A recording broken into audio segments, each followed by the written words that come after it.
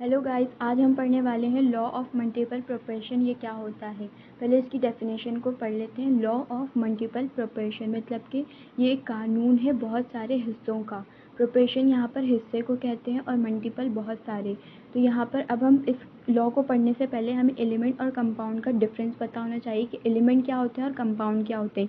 Element जैसे कि हमारे इन्वायरमेंट में बहुत सारी गैसेस मौजूद हैं, कार्बन, सल्फर, ऑक्सीजन, हाइड्रोजन, ये सब मौजूद हैं। अगर हम इन्हें अलग अलग करके पढ़ें तो ये एलिमेंट कहलाते हैं। लेकिन जब ये एलिमेंट किसी दूसरे एलिमेंट के साथ रिएक्ट कर लेते हैं, जैसे कि यहाँ पे H2, ये हाइड्रोजन है, ये हमारा एक एलिमेंट है, और ये दूसरा एलिमेंट है ऑक्सीजन। इन दोनों ने एक दूसरे के साथ रिएक्ट किया और इन्होंने कंपाउंड बना लिया, तो अब ये कंपाउंड कहलाएगा। इसी तरह सल्फर है, अगर सल्फर अकेले है तो वो एलिमेंट कहलाएगा। लेकिन केमिस्ट्री में ऐसा होता नहीं है, हर एलिमेंट एक दूसरे के साथ रिएक्ट कर लेते हैं, इसीलिए ज़्यादातर कंपाउंड की सूरत में पाए जाते हैं। लेकिन अगर आप किसी एलिमेंट को किसी भी जैसे कि किसी भी गैस की इन्वायरमेंट, जो भी आपके इन्वायरमेंट में गैस मौजूद है उसे पढ़ रहे हो, और उसका जब आप जब उसकी आप स्टडी करेंगे तो आप उसे एलिमेंट कहेंगे, क्योंकि आप सिर्फ उस एक गैस के बारे में पढ़ रहे हैं। अगर आप उस गैस का मजमुआ बना दें या बहुत सारी गैसेस को एक दूसरे के साथ रिएक्ट करवा दें तो वो कंपाउंड बन जाता है। जैसे कि यहाँ पे सल्फर एक है, एक एलिमेंट है, सल्फर एक एलिमेंट है, और दूसरा एलिमेंट हो गया ऑक्सीजन। इन दोनों ने एक दूसरे के साथ रिएक्ट किया और उन्होंने बना लिया SO4।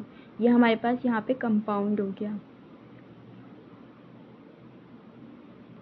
अब मैं आपको इसकी एग्जाम्पल ऐसे समझाऊँ, जैसे कि ये हमारा हाइड्रोजन है। आपको पता होगा हमारे इन्वायरमेंट में बहुत सारी गैसेस मौजूद होती हैं, तो हाइड्रोजन हमारे इन्वायरमेंट में मौजूद है, सही है। अब यहाँ पे हमारा ऑक्सीजन है, ये दूसरा एलिमेंट है हमारा, सही है। इन दोनों ने एक दूसरे के साथ रिएक्ट किया। आपको पता होगा जब दो चीज़ें एक दूसरे के साथ कंबाइन होती हैं तो वो रिएक्शन करवाती हैं। ये हम फिजिक्स में पढ़ चुके हैं कि जब भी दो चीज़ें एक दूसरे के साथ कंबाइन होती हैं तो वो एक दूसरे से रिएक्ट करवाती हैं। हर एक्शन का अपोजिट रिएक्शन होता है, तो यहाँ पे भी जब ये दो एलिमेंट एक दूसरे के साथ मिलेंगे तो ये रिएक्ट करेंगे, और जब रिएक्ट करेंगे तो एक केमिकल, एक वो बना लेंगे, कंपाउंड बना लेंगे, H2O। ये हमारे पास अब कंपाउंड बन गया।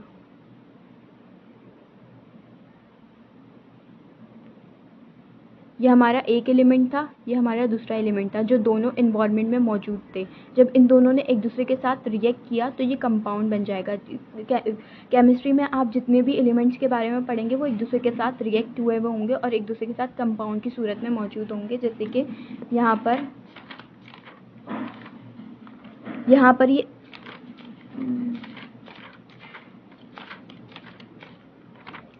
ये CH4, यहाँ पर ये कंपाउंड है, ये भी कंपाउंड है। जब ये एक दूसरे के साथ रिएक्ट करेंगे तो ये कंपाउंड बना लेंगे। लेकिन जब ये अकेले मौजूद होंगे, जैसे कि यहाँ पे अकेले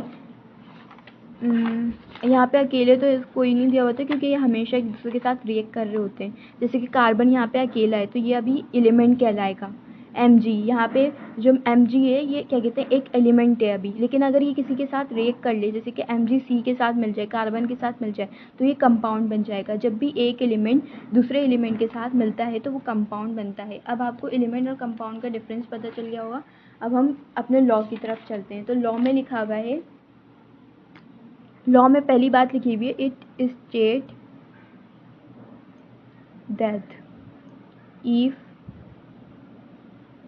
टू एलिमेंट कंबाइन। अब हम चलते हैं अपनी बुक के स्टेटमेंट की तरफ। अब आपने एलिमेंट और कंपाउंड का डिफरेंस भी समझ लिया। अब बुक की स्टेटमेंट क्या कहती है, इस लॉ ऑफ मल्टीपल प्रोपोर्शन की स्टेटमेंट ये है, it state that if two element combine. इसमें लिखा हुआ है जब दो एलिमेंट कंबाइन होंगे। अब कंबाइन कैसे होंगे, सपोज करें कि यहाँ पर आग जल रही है, यहाँ पे फायर हो रही है, यहाँ से कार्बन निकला। आपको पता होगा जब आग जलती है तो उसमें से कार्बन गैस निकलती है, और यहाँ पर हमारे इन्वायरमेंट में आपको पता है कि ऑक्सीजन मौजूद है पहले से ही। अब ऑक्सीजन जब हमारे इन्वायरमेंट में मौजूद है और कार्बन जब निकलेगा तो एक दूसरे के साथ रिएक्ट करेगा।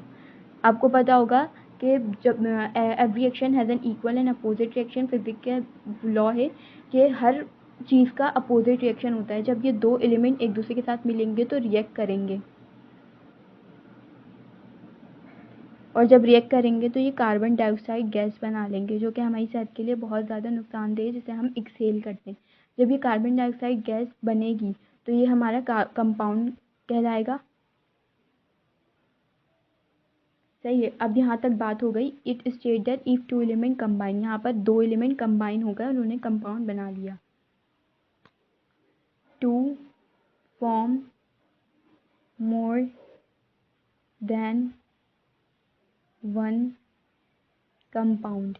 अब यहाँ पे एक और बात आ गई कि यहाँ पे हमारे पास कंपाउंड तो बन गया, लेकिन उन्होंने कहा है कि एक से ज़्यादा जब कंपाउंड बनेगा, तो आपको पता होगा कि जब दो एलिमेंट एक दूसरे के साथ मिलते हैं तो सिर्फ वो एक कंपाउंड नहीं बना सकते, एक से ज़्यादा कंपाउंड भी बना सकते हैं। जैसे कि यहाँ पर कार्बन डाइऑक्साइड गैस बन रही है, लेकिन कार्बन मोनोऑक्साइड गैस भी बन सकती है। यहाँ पे मोनो और डाई का मतलब क्या होता है? जब भी फिजिक्स केमिस्ट्री में मोनो का वर्ड आए तो इसका मतलब होता है एक, और डाई का मतलब होता है दो। तो यहाँ पर कार्बन डाई का मतलब है दो, यहाँ पे दो ऑक्सीजन के एटम है और यहाँ पर एक है, तो यहाँ पे मोनो यूज़ होगा, कार्बन मोनोऑक्साइड और कार्बन डाइऑक्साइड गैस। सही है। अब यहाँ पे हमारे पास दो गैसेस बन गई, दो कंपाउंड बन गए, दो एलिमेंट से हमने दो कंपाउंड बनाए, एक कार्बन मोनोऑक्साइड, एक कार्बन डाइऑक्साइड। डाई कैसे हुआ कि यहाँ पे दो एटम है ऑक्सीजन के और यहाँ पर एक एटम है ऑक्सीजन का।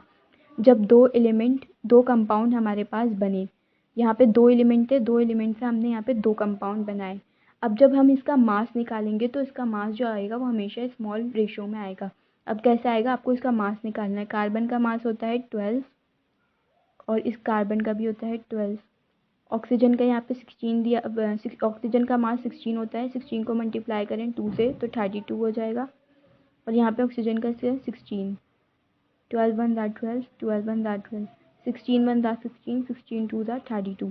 तो यहाँ पे जो हमारा जो नंबर्स आए वो 1 2 3, जब भी आप ये निकालेंगे कंपाउंड का मास निकालेंगे तो वो हमेशा स्मॉल रेशो में आएगा, होल नंबर में आएगा, यानी कि 1 2 3 4 5 6 7 8, इससे ज़्यादा ऊपर नहीं जा सकता। 11 12 13 ऐसे नंबर नहीं आ सकते। जब भी आप किसी कंपाउंड का मास निकालेंगे तो वो हमेशा स्मॉल रेशो में आएगा, मतलब कि छोटे से छोटे नंबर में आएगा, कभी भी बड़े नंबर में नहीं आएगा।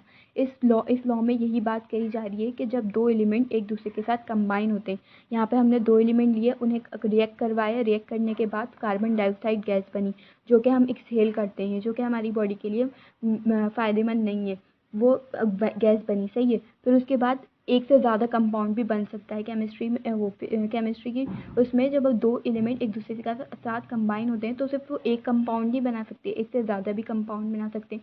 अब आप ये बात याद रखने के लिए एक एग्जांपल ले लें कि जैसे कि आप रोटी और आटे को गूंथते हैं, तो क्या सिर्फ आप उससे रोटी ही बना सकते हैं? आप उससे पराठा भी बना सकते हैं। इसी तरह यहाँ पे जब दो एलिमेंट एक दूसरे के साथ मिलते हैं तो वो सिर्फ एक कंपाउंड नहीं बना सकते, एक से ज़्यादा कंपाउंड भी बना सकते हैं। जैसे कि यहाँ पे कार्बन डाइऑक्साइड गैस भी बनी और यहाँ पे कार्बन मोनोऑक्साइड गैस भी बनी। तो जब हम इनका मास निकालेंगे ना तो छोटे से छोटे नंबर में आएगा, जैसे कि 1 2 3 4 5 6 ऐसे नंबर में आएगा, कभी भी 11 12 13 14 ऐसे नंबर पर नहीं जाएगा।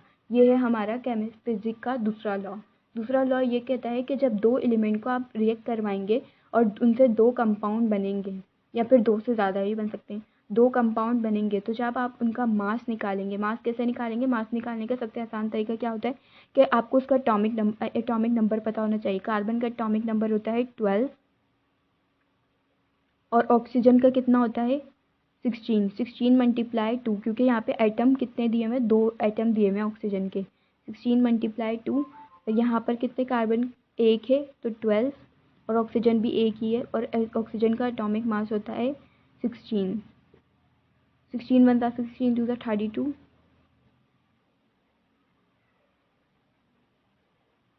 12 वन ज़ा 12, 12 वन ज़ा 12, 16 वन ज़ा 16, 16 टू ज़ा 32। तो ये आपने देखा कि इसका जो मास, वो जब हमने इसका स्मॉल रेशो निकाला तो वो 1 2 से ज़्यादा ऊपर नहीं गया, 1 2 पे ये आया। इसी तरह अगर आप भी कोई भी दूसरे एलिमेंट का निकालें तो उसका भी 1 2 3 में ऐसे ही में ही आएगा, वो कभी भी बड़े नंबर में नहीं जाएगा, जैसे कि 11 12 13 ऐसे बड़े नंबर में नहीं जाएगा। अभी एक और एग्जाम्पल से आपको मैं समझा दूँ। जैसे कि यहाँ पर हमें कुछ क्या कहते हैं कंपाउंड दिए हुए, इन कंपाउंड का हमें एटॉमिक मास दिया हुआ है। नाइट्रोजन का 28 होता है, ऑक्सीजन का 16 होता है। फिक्स मास ऑफ नाइट्रोजन 14 और वेरिएबल मास ऑफ ऑक्सीजन 8, मतलब कि जो बदलता भी रहता है, और फिक्स जो है वो 14 है ऑक्सीजन का। नाइट्रोजन का जो फिक्स मास होता है ना वो 14 होता है। तो यहाँ पर जब हमने इसका स्मॉल रेशियो निकाला तो 1 आया। अब आपने देखा 5 से ज़्यादा बढ़ के कोई नहीं आया, 11-12 के करीब कोई नहीं आया। तो यही इसका लॉ है कि जब भी आप किसी कंपाउंड का स्मॉल मतलब मास निकालेंगे तो 1 से 5, 6, 7 इतने में आएगा, उससे ज़्यादा नहीं बढ़ सकता है। देखिए 12, 13, 14 तक नहीं जा सकता। अब यहाँ पे दूसरे एग्जाम्पल भी दिए हुए, इन्होंने 2 कंपाउंड बनाए, एक वाटर बनाया है और एक हाइड्रोजन पेरोक्साइड बनाया है। तो जब इन्होंने इसका मास निकाला, mass of hydrogen 2, mass of oxygen 16। यहाँ पर ऑक्सीजन के एटम कितने लिए हुए हैं, 2 लिए हुए हैं। तो यहाँ पे 32 आएगा, क्योंकि एक एटम का ऑक्सीजन का एक एटॉमिक मास जो होता है वो 16 होता है। 16 को मल्टीप्लाई करें 2 से तो 32 आएगा। जब आप इसका रेशो निकालेंगे तो 1:2 आया, यहाँ पे 1:2 आया, इससे बढ़कर नहीं आ सकता। जैसे कि 11-12 तक नहीं जा सकता, यही इसका दूसरा लॉ है। अगर आपको वीडियो पसंद आई हो तो लाइक कर दीजिएगा और मेरे चैनल को सब्सक्राइब कर दीजिएगा। अगर आपको अभी भी कुछ समझ नहीं आया, क्या अगर आपको लगता है कि नहीं ये चीज़ मुझे समझ नहीं आए, तो आप मुझे कमेंट सेक्शन में पूछ सकते हैं।